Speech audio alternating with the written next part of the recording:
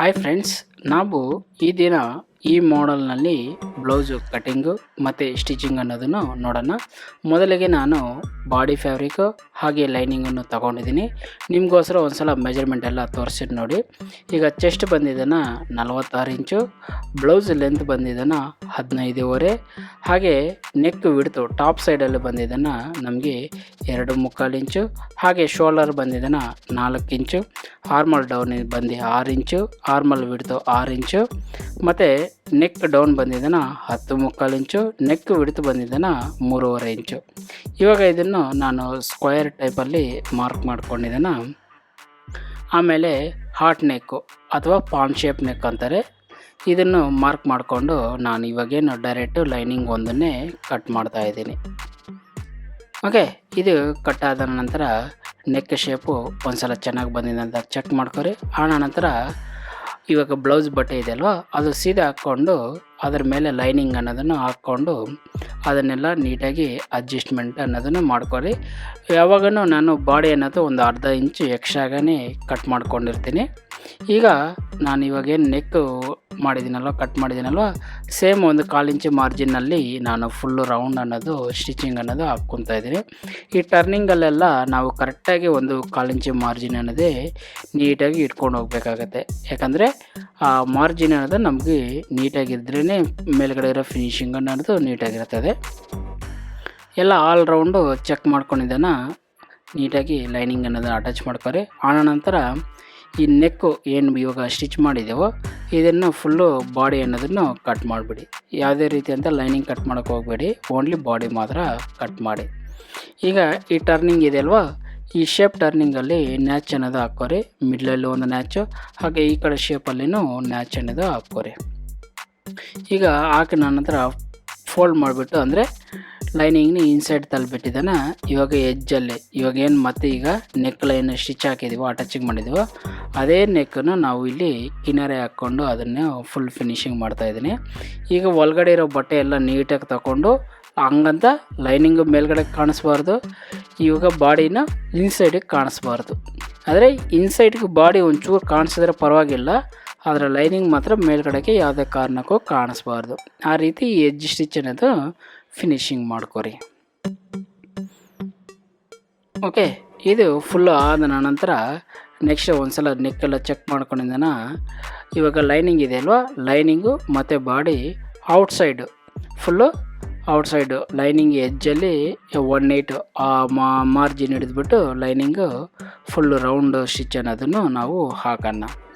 ಇವಾಗ ಈ ರೌಂಡ್ ಸ್ಟಿಚ್ಚನ್ನು ಅಷ್ಟೇ ಬಾಡಿ ಮತ್ತು ಲೈನಿಂಗ್ ಎರಡೂ ನೀಟಾಗಿರಬೇಕು. ಯಾವುದೇ ರೀತಿಯಿಂದ ಅಪ್ ಆ್ಯಂಡ್ ಡೌನ್ ಇರಬಾರ್ದು, ಫ್ಲಾಟಾಗಿರಬೇಕು. ಆ ರೀತಿ ಅಪ್ ಆ್ಯಂಡ್ ಡೌನ್ ಆದಾಗ ನಮಗೆ ಟ್ವಿಸ್ಟ್ ಅನ್ನೋದು ಕಾಣಿಸ್ಕೊತದೆ. ಲೈನಿಂಗ್ ಒಂದು ಸೈಡ್ ಹೇಳ್ಕೊತದೆ, ಬಾಡಿ ಒಂದು ಸೈಡ್ ಹೇಳ್ಕೊತದೆ. ಆ ರೀತಿ ಯಾವುದೂ ಇಲ್ಲ ಅಂತ ಒಂದು ಸಲ ಚೆಕ್ ಮಾಡಿಕೊಂಡು ಈ ಎಕ್ಸ್ಟ್ರಾ ಬಟ್ಟೆ, ಇವಾಗ ಅರ್ಧ ಇಂಚು ಬಾಡಿ ಬಟ್ಟೆ ಎಕ್ಸ್ಟ್ರಾ ಇರ್ತದಲ್ವ, ಇದನ್ನೆಲ್ಲ ನೀಟಾಗಿ ಫುಲ್ಲು ರೌಂಡ್ ಅನ್ನೋದು ಟ್ರಿಮ್ ಮಾಡಿಬಿಡಿ. ಸ್ನೇಹಿತರೆ, ನೀವೇನಾದರೂ ಹೊಸದಾಗಿ ನಮ್ಮ ಚಾನಲ್ಗೆ ಭೇಟಿ ಕೊಟ್ಟಿದ್ದಲ್ಲಿ ನಮ್ಮ ಚಾನಲ್ ಈ ಕೂಡ ಸಬ್ಸ್ಕ್ರೈಬ್ ಮಾಡ್ಕೊರಿ, ಹಾಗೆ ಪಕ್ಕದಲ್ಲಿರೋಂಥ ಬೆಲ್ ಐಕನ್ ಕ್ಲಿಕ್ ಮಾಡ್ಕೊರಿ. ನಾನು ಇದೇ ರೀತಿ ಬ್ಲೌಸ್ ಡಿಸೈನ್ಸು, ಅದರ ಚೂಡಿದಾರ್ ನೆಕ್ ಡಿಸೈನ್ಸ್ ಎಲ್ಲ ವಿಡಿಯೋಗಳು ಅಪ್ಲೋಡ್ ಮಾಡ್ತಾ ಇರ್ತದೆ, ನಿಮಗೆ ನೋಟಿಫಿಕೇಷನ್ ಅನ್ನೋದು ಸಿಗುತ್ತೆ. ಇದು ಬಾಡಿ ಫುಲ್ಲು ರೌಂಡ್ ನೀಟಾಗಿ ಆದಮೇಲೆ ಪೈಪಿಂಗ್ ಅನ್ನೋದು ರೆಡಿ ಮಾಡ್ಕೊತಾ ಇದ್ದೀನಿ. ಇದಕ್ಕೋಸ್ಕರ 1 ಇಂಚು ವಿಡ್ತು ಬಟ್ಟೆ ತಗೊಂಡಿದ್ದೇನೆ ನಾನು, ಅದ್ರ ಮಧ್ಯಕ್ಕೆ ಪೈಪಿಂಗ್ ಥ್ರೆಡ್ ಮಡಗಿದ್ದೇನೆ. ಈ ಥ್ರೆಡ್ ಮೇಲೆ ಸ್ಟಿಚ್ಚಿಂಗ್ ಅನ್ನೋದು ಬರಬಾರ್ದು, ಥ್ರೆಡ್ ಪಕ್ಕಕ್ಕೆ. ಓಕೆ, ಹಂಗಂತ ತುಂಬ ದೂರನೂ ಹಾಕೋಬಾರ್ದು, ಥ್ರೆಡ್ ಪಕ್ಕದಲ್ಲೇ ಈ ಸ್ಟಿಚ್ಚಿಂಗ್ ಅನ್ನೋದು ಬರಬೇಕಾಗತ್ತೆ.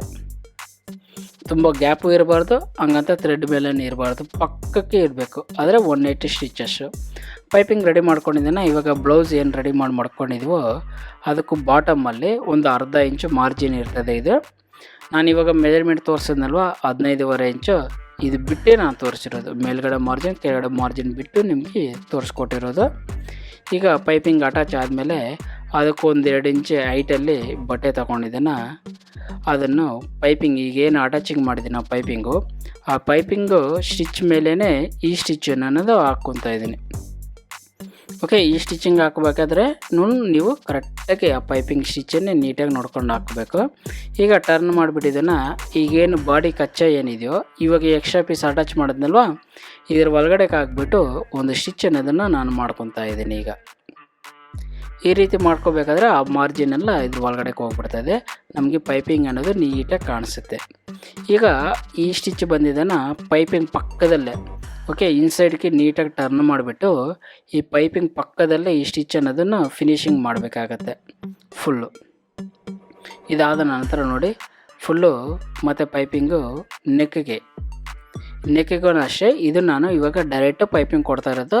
ಫಸ್ಟೇ ಕೊಡ್ಬೋದಾಯಿತು, ಆ ಫಸ್ಟ್ ಕೊಟ್ಟರೆ ಏನಾಗುತ್ತೆ ಅಂದರೆ ನಾವು ಸೆಂಟ್ರ್ ಪಾಯಿಂಟಲ್ಲಿ ಶೇಪ್ ಮಾಡಿದ್ವಲ್ವ, ಆ ಶೇಪಲ್ಲಿ ಈ ಪೈಪಿಂಗ್ ಫಿನಿಶಿಂಗ್ ಅನ್ನೋದು ನೀಟಾಗಿ ಬರೋದಿಲ್ಲ.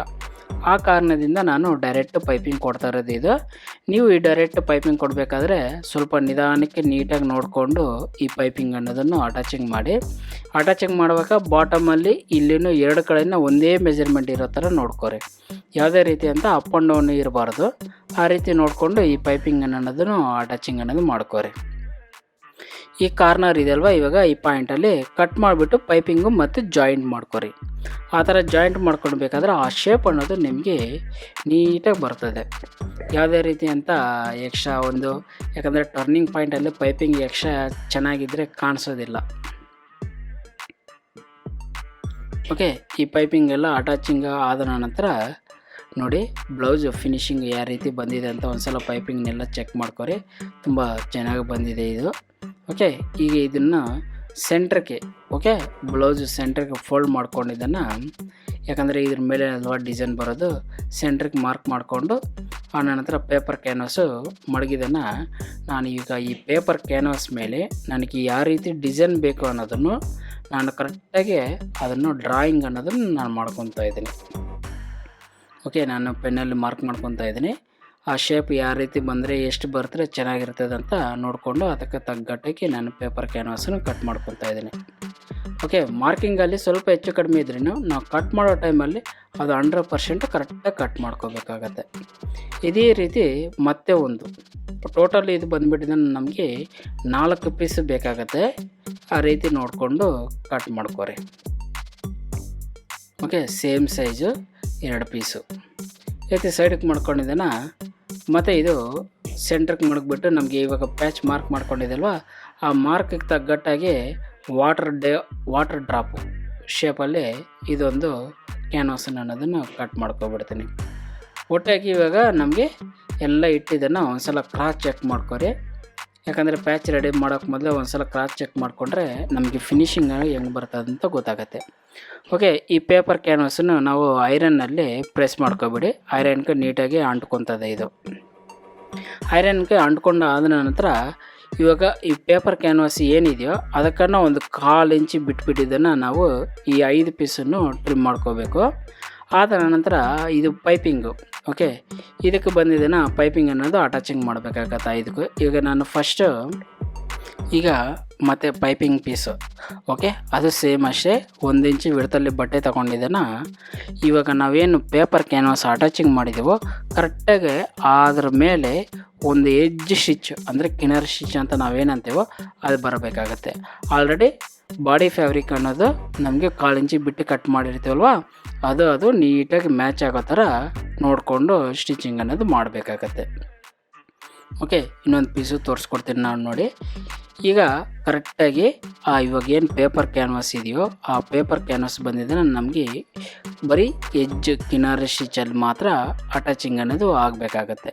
ಈ ಶೇಪ್ಗಳು ಯಾವ ರೀತಿ ಇದೆ ಅಂತ ನೋಡಿಕೊಂಡು ನಿಧಾನಕ್ಕೆ ತಿರ್ಸ್ಕೊಂಡು ಇದನ್ನೆಲ್ಲ ಮಾಡಿ, ಇದನ್ನೆಲ್ಲ ಫುಲ್ಲು ಈ 5 ಪೀಸನ್ನು ಇದೇ ರೀತಿ ಅನ್ನೋದನ್ನು ಅಟ್ಯಾಚಿಂಗ್ ಅನ್ನೋದು ಮಾಡ್ಕೊರಿ. ಅಟ್ಯಾಚಿಂಗ್ ಆದ ನಂತರ ಆ ಕಾರ್ನರ್ಗಳು ಬರ್ತಾವಲ್ವ, ಆ ಕಾರ್ನರಲ್ಲೆಲ್ಲ ನ್ಯಾಚಿಂಗ್ ಅನ್ನೋದು ಹಾಕ್ಕೊಂಡು ಇವಾಗೇನು ನಾವು ಬಾಡಿಗೆ ಅಥವಾ ಬಾಟಮ್ ಕೆಳಗಡೆ ಪೈಪಿಂಗ್ ಕೊಟ್ಟಿದ್ವು ಥ್ರೆಡ್ ಪೈಪಿಂಗ್ ಹಾಕ್ಬಿಟ್ಟು ಸೇಮ್ ಅದೇ ರೀತಿ ಕಾಣಿಸ್ಬೇಕಂತ ಕರೆಕ್ಟಾಗಿ 1/8ಗೆ ಇನ್ಸೈಡ್ ಫೋಲ್ಡ್ ಮಾಡಿಕೊಂಡು ನೀಟಾಗಿ ಆ ಪೈಪಿಂಗ್ಗೆ ಈ ಪೈಪಿಂಗ್ಗೆ ಬೇರೆ ವ್ಯತ್ಯಾಸ ಅನ್ನೋದೇ ಕಾಣಬಾರ್ದು. ಆ ರೀತಿ ನಾನು ಇದನ್ನು ಸ್ಟಿಚಿಂಗ್ ಅನ್ನೋದು ಹಾಕ್ಕೊತಾ ಇದ್ದೀನಿ. ಓಕೆ, ಆ ಟೈಮಲ್ಲೇ ನೋಡಬೇಕಾದ್ರೆ ನಮಗೆ ಎರಡೂ ನೀಟಾಗಿ ಫಿನಿಶಿಂಗ್ ಅನ್ನೋದು ಬರಬೇಕಾಗತ್ತೆ. ಇದೇ ರೀತಿ ನೀವು ಈ 4 ಪೀಸನ್ನು ಮಾಡ್ಕೊರಿ. ರೌಂಡ್ ಪೀಸು ಒಂದು ನಿಮಗೆ ತೋರಿಸ್ಕೊಡ್ತೀನಿ ನೋಡಿ. ಮತ್ತೊಂದು ಈಗ ಫೋಲ್ಡಿಂಗ್ ಮಾಡಿಕೊಂಡು ಕರೆಕ್ಟಾಗಿ ಇವಾಗ ಆ ಇನ್ಸೈಡ್ಗೆ ಮಾರ್ಜಿನ್ ಎಲ್ಲ ನೀಟಾಗಿ ತಳ್ಕೊಂಡು ಅದು ಮೂತಿಗಳು ಬರಬಾರ್ದು, ಆ ರೀತಿ ನೋಡ್ಕೋಬೇಕಾಗತ್ತೆ. ಇದನ್ನು ನಾವು ಏನು ಸ್ಟಿಚ್ ಹಾಕ್ತಾ ಇರ್ತೀವೋ ಆ ಟೈಮಲ್ಲಿ ಮೂತಿಗೆಲ್ಲ ಬರಬಾರ್ದು. ಅದನ್ನು ರೌಂಡಾಗಿ ನೀಟಾಗಿ ಫಿನಿಶ್ ಆಗೋ ಥರ ನೋಡ್ಕೋಬೇಕು. ಆವಾಗ ಇದು ಥ್ರೆಡ್ಡಲ್ಲಿ ಕೊಟ್ಟಿರೋ ಪೈಪಿಂಗ್ ಥರನೇ ನಿಮಗೆ ಕಾಣಿಸುತ್ತೆ. ಈ 2 ರೀತಿ ನೀವು ಪೈಪಿಂಗ್ ಅನ್ನೋದು ಇದಕ್ಕೆ ಮಾಡ್ಕೋಬೇಕಾಗತ್ತೆ. ಓಕೆ, ಅದಾದ ನಂತರ ಇನ್ಸೈಡ್ ಮಾರ್ಜಿನ್ ಇರ್ತದಲ್ವ, ಎಕ್ಸ್ಟ್ರಾ ಕ್ಲಾತು ಅವನ್ನೆಲ್ಲ ನೀಟಾಗಿ ಕಟ್ ಮಾಡಿ ತೆಗೆದುಬಿಡಿ. ಈ ರೀತಿ ತೆಗೆದ್ಮೇಲೆ ಅದನ್ನು ನೀಟಾಗಿ ಫ್ಲಾಟಾಗಿ ಕೂತ್ಕೊಬಿಡ್ತದೆ. ಇದಾದ ನಂತರ ಇವಾಗ ಏನು ಪ್ಯಾಚ್ಗಳು ಅಟ್ಯಾಚಿಂಗ್ ಮಾಡಿದೆವೋ ಅದನ್ನು ಸ್ವಲ್ಪ ನೀಟಾಗಿ ಇನ್ನೊಂದು ಶೇಪ್ ಬರೋ ಥರ ಒಂದು ಪ್ಯಾಚ್ ಮೇಲೆ ಇನ್ನೊಂದು ಪ್ಯಾಚ್ ಮಾಡಿಬಿಟ್ಟು ಫಸ್ಟ್ ಆ ಸ್ಟಿಚ್ ಅನ್ನೋದು ನಾನು ಫಿನಿಶಿಂಗ್ ಮಾಡಿಬಿಡ್ತೀನಿ. ಯಾಕಂದರೆ ಡಿಸೈನು ಈ ಪ್ಯಾಚಿಂದನೇ ರೆಡಿ ಆಗೋದು ನಮಗೆ. ಇವಾಗ ಸ್ಟಿಚಿಂಗ್ ಅನ್ನೋದು ಕಂಪ್ಲೀಟ್ ಆದ ನಂತರ ಈ ಕಡೆ ಶೇಪ್ ಅನ್ನೋದು ಹೆಂಗೆ ಬಂದಿರ್ತದೋ ಸೇಮ್ ಆಪೋಸಿಟ್ ಅನ್ನೋದನ್ನು ಅದೇ ರೀತಿಯಲ್ಲಿ ರೆಡಿ ಮಾಡ್ಕೊರಿ.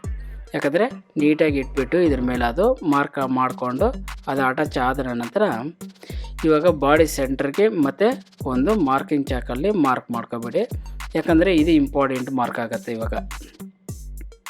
ಓಕೆ, ಸೆಂಟ್ರ್ ಮಾರ್ಕ್ ಅನ್ನೋದು ಮಾಡಿಕೊಂಡು ಆದ ನಂತರ ಇವಾಗ ಏನು ನಾವು ಪ್ಯಾಚ್ಗಳು ರೆಡಿ ಮಾಡ್ಕೊಂಡಿದ್ವೋ ಲೆಫ್ಟ್ ಆ್ಯಂಡ್ ರೈಟು ಎರಡೂ ನೀಟಾಗಿ ಇಟ್ಬಿಟ್ಟು ಚೆಕ್ ಮಾಡ್ಕೊರಿ. ಇನ್ನೊಂದು ಸಲ ಕ್ರಾಸ್ ಚೆಕ್ ಮಾಡ್ಕೊಂಡ್ರಿ ಎಲ್ಲಿಗೆ ಮಾಡಿದ್ರೆ ನಮಗೆ ಕರೆಕ್ಟಾಗಿ ಬರುತ್ತೆ ಅಂತ ಹೇಳ್ಬಿಟ್ಟು ನೋಡಿಬಿಟ್ಟು ಎಲ್ಲ ಚೆಕ್ ಮಾಡಿಕೊಂಡು ಪಿನ್ ಹಾಕ್ಕೊಂಡಂಗಿದ್ರೆ ಪಿನ್ ಹಾಕೋರಿ, ಇಲ್ಲ ಡೈರೆಕ್ಟಾಗಿ ಸ್ಟಿಚ್ ಮಾಡ್ತೀನಿ ಅಂದರೆ ಡೈರೆಕ್ಟಾಗಿ ಸ್ಟಿಚ್ ಮಾಡಿ. ಇವಾಗ ನಾನು ಮಧ್ಯದಿಂದ ಕರೆಕ್ಟಾಗಿ ನೀಟಾಗಿ ಸ್ಟಾರ್ಟ್ ಮಾಡ್ತಾಯಿದ್ದೀನಿ. ಈ ಕಡೆ ಫಿನಿಶಿಂಗ್ ಔಟ್ಲೈನ್ ಏನಿದೆಯೋ ಅದರ ಪೈಪಿಂಗ್ ಮೇಲೆ ಯಾವುದೇ ರೀತಿಯಂಥ ಸ್ಟಿಚಿಂಗ್ ಅನ್ನೋದು ಬರಬಾರ್ದು. ನಾವು ಆ ಮಾರ್ಜಿನ್ಗಳೆಲ್ಲ ಇವೆಲ್ವ ಎಲ್ಲ ನೀಟಾಗಿ ಇನ್ಸೈಡ್ಗೆಲ್ಲ ಫೋಲ್ಡ್ ಮಾಡಿಬಿಟ್ಟು ಈ ಎಜ್ಜಲ್ಲಿ ಪೈಪಿಂಗ್ ಎಜ್ ಏನಿದೆಯೋ ಅಲ್ಲಿ ಎಜ್ಜಲ್ಲಿ ನೀಟಾಗಿ ಸ್ಟಿಚಿಂಗ್ ಅನ್ನೋದನ್ನು ಹಾಕೋಣ. ಈ ಕಾರ್ನರ್ಗಳಲ್ಲಿ ಮೂತಿಗಳು ಬರಬಾರ್ದು, ಆ ರೀತಿ ನೋಡ್ಕೋಬೇಕು ನಾವು. ಇವಾಗ ರೈಟ್ ಸೈಡ್ ಅಟ್ಯಾಚ್ ಆಯ್ತಲ್ವ, ಇವಾಗ ಲೆಫ್ಟ್ ಸೈಡೇನೂ ಅಷ್ಟೇ ಆ ಕಡೆ ಶೇಪ್ ಹೇಗೆ ಬಂದಿದೆಯೋ ಸೇಮ್ ಈ ಕಡೆನೇ ನೋಡಿಕೊಂಡು ಸ್ವಲ್ಪ ನಿಧಾನಗಾದ್ರೂ ಪರವಾಗಿಲ್ಲ ನೀಟಾಗಿ ಫಿನಿಶಿಂಗ್ ಅನ್ನೋದು ಬರಬೇಕಾಗತ್ತೆ. ನಾವು ಹಾಕೋ ಸ್ಟಿಚ್ ಮೇಲೇ ಅದು ಫಿನಿಶಿಂಗ್ ಅನ್ನೋದು ನೀಟಾಗಿ ಬರೋದು. ಪೈಪಿಂಗ್ ಪಕ್ಕದಲ್ಲೇ ಈ ಸ್ಟಿಚಿಂಗ್ ಅನ್ನೋದು ಫುಲ್ಲು ಫಿನಿಶಿಂಗ್ ಮಾಡಬೇಕಾಗತ್ತೆ. ಓಕೆ, ಇದಾದ ನಂತರ ಸೆಂಟ್ರ್ ಪ್ಯಾಚ್ ಇದೆ ಅಲ್ವಾ, ಆ ಸೆಂಟ್ರ್ ಪ್ಯಾಚ್ ಎತ್ತಿದನ್ನು ಮಿಡ್ಲಕ್ಕೆ ಮಡಗಿಬಿಟ್ಟು ಕರೆಕ್ಟಾಗಿ ಆ ಕಡೆ ಈ ಕಡೆ ಶೇಪ್ಗಳೆಲ್ಲ ನಿಧಾನಕ್ಕೆ ನೋಡಿಕೊಂಡು ಕರೆಕ್ಟಾಗಿ ಸೆಂಟ್ರಿಗೆ ಮಡಗಿಬಿಟ್ಟು ಇದು ಫುಲ್ಲು ರೌಂಡ್ ಸ್ಟಿಚ್ ಅನ್ನೋದು ನಾನು ಫಿನಿಶಿಂಗ್ ಮಾಡಿಬಿಡ್ತೀನಿ. ಓಕೆ, ಈಗ ಇದೆಲ್ಲ ಫುಲ್ಲು ರೌಂಡ್ ಆದ ನಂತರ ಅಲ್ಲಿ ಮೇಲ್ಗಡೆ ಕಚ್ಚಗಳೆಲ್ಲ ಕಾಣಿಸ್ತಾ ಇರ್ತದಲ್ವ, ಅದಕ್ಕೆಲ್ಲ ನೀಟಾಗಿ ರಫ್ ಮಾಡಿಬಿಟ್ಟು ಅದು ಮತ್ತೆ ಬಿಚ್ಕೊಂಡು ಬರಬಾರ್ದು, ಆ ರೀತಿ ಆಗಿಬಿಟ್ಟು ಇವಾಗ ಬ್ಯಾಕ್ ಸೆಂಟ್ರಲ್ಲಿ ಇಟ್ಕೊಂಡು ಒಂದು ಡಾಟ್ ಅನ್ನೋದು ಹಾಕ್ತೀನಿ. ಈ ಡಾಟ್ ಮೆಜರ್ಮೆಂಟ್ ಬಂದಿದ್ದನ್ನು ಅರ್ಧ ಇಂಚು ವಿಡ್ತ್ ಇರ್ತದೆ, 3.5 ಇಂಚು ಲೆಂತ್ ಇರ್ತದೆ. ಈ ಡಾಟ್ ಅರ್ಧ ಇಂಚು ವಿಡ್ತು, 3.5 ಇಂಚು ಲೆಂತ್ ಇರ್ತದೆ. ಇದಾದ ಕೂಡಲೇ ನಮಗೆ ಇಲ್ಲಿ ಸೆಂಟ್ರಲ್ಲಿ ಮಾರ್ಜಿನ್ ಎಲ್ಲ ಇರ್ತದಲ್ವ, ಅದಕ್ಕೊಂದು ಸ್ಯಾರಿ ಬಟ್ಟೆನಲ್ಲೇ ಒಂದು ಬಟನ್ ರೆಡಿ ಮಾಡಿಬಿಟ್ಟು ಅಲ್ಲಿ ಮಡಗಿಬಿಟ್ರೆ ನಮಗೆ ತುಂಬ ಚೆನ್ನಾಗಿ ಕಾಣಿಸುತ್ತೆ. ನೋಡಿ ಸ್ನೇಹಿತರೆ, ನಾನು ಇವಾಗ ಈ ಬ್ಲೌಸನ್ನು ಫುಲ್ಲು ರೆಡಿ ಅನ್ನೋದು ಮಾಡಿದ್ದೀನಿ. ಈ ಡಿಸೈನ್ ನಿಮ್ಗೆ ಹೇಗೆ ಅನಿಸಿದೆ ಅನ್ನೋದನ್ನು ನನಗೆ ಕಮೆಂಟ್ ಮುಖಾಂತರ ತಿಳಿಸ್ಕೊಡಿ. ಹಾಗೆ ನಿಮಗೆ ಈ ಡಿಸೈನ್ ಏನನ್ನ ತುಂಬ ಚೆನ್ನಾಗಿ ಇಷ್ಟ ಆಗಿದರೆ ಮಿಸ್ ಮಾಡಿದೆ ನನಗೊಂದು ಲೈಕ್ ಅನ್ನೋದು ಮಾಡಿ, ಹಾಗೆ ನನ್ನ ಚಾನಲ್ನ ಸಬ್ಸ್ಕ್ರೈಬ್ ಮಾಡ್ಕೊರಿ, ಪಕ್ಕದಲ್ಲಿರೋಂಥ ಬೆಲ್ ಐಕನ್ ಕ್ಲಿಕ್ ಮಾಡ್ಕೊರಿ. ನೀವು ಈ ರೀತಿ ಮಾಡಿರೋದ್ರಿಂದ ನಾನು ಏನಾದರೂ ಹೊಸ ಡಿಸೈನ್ಗಳು ಮಾಡಿ ಅಪ್ಲೋಡ್ ಮಾಡಿದಾಗ ನಿಮಗೆ ತಕ್ಷಣವೇ ನೋಟಿಫಿಕೇಷನ್ ಅನ್ನೋದು ಬರುತ್ತೆ. ಓಕೆ ಸ್ನೇಹಿತರೆ, ಮತ್ತೆ ಬರೋ ವಿಡಿಯೋದಲ್ಲಿ ಭೇಟಿಯಾಗೋಣ.